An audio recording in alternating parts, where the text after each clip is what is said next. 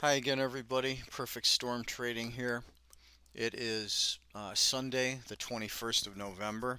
I'm going to take a look at the Astro Excel forecast for the week ahead. I have the black line here is the Sunday evening open at 1800 hours. Then I'm marking the days of the week with the blue vertical line at midnight. So this is Monday, Tuesday, Wednesday, Thursday here, the 25th, and the 26th being Friday. So it's Thanksgiving holiday this week here, so the market will be closed early on Wednesday the 24th. It'll be closed on the 25th, and then we'll have probably the abbreviated Friday session. So what we were looking at with our trend projection, we anticipated that high last week uh, by by the 19th. We thought it was going to be the 18th. It looked like it went a little higher on the 19th. We expect a downward trend to continue into Friday. The 26th is where we expect this trend to start to change, and the Astro Excel line kind of follows with that too. You can see we're floating between the 10 lines most of the week until we get to Thursday, where we actually push down and get down to about the minus 13 and a half level here. Now, there won't be any trading that day, but we expect sideways and downward pressure this week.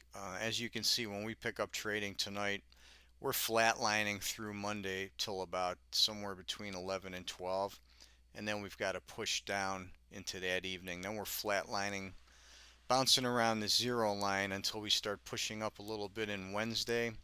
And then Wednesday, as we get to this peak here at 6 a.m., we've got steady down pressure through Thursday, a bounce Thursday evening, and then down Friday into a potential low.